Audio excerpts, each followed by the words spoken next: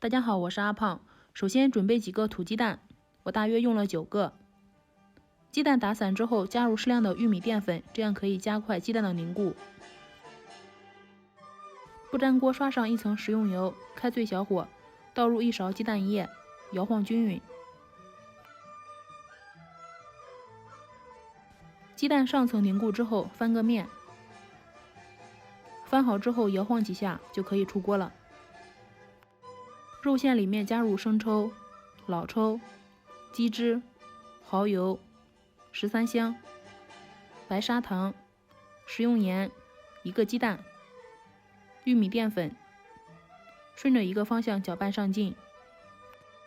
根据个人喜好可以加一点蔬菜，我加的是马蹄。剁成末之后加到肉馅里面，搅拌均匀就可以了。取1张黄金蛋皮，放入调好的肉馅，像包包子一样形成褶子就可以了。香菜梗提前用开水泡软，不喜欢香菜的可以用韭菜、小葱代替，记在上面。做好之后摆入盘内，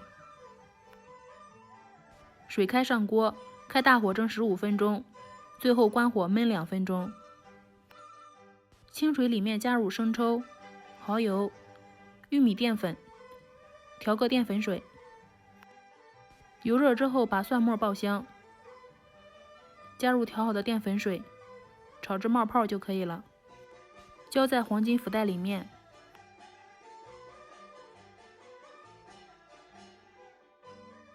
鸡蛋五花肉这样做寓意黄金福袋，代代有福，寓意美好，做法简单又好吃。喜欢的话可以先收藏起来，年夜饭的话是不错的选择哦。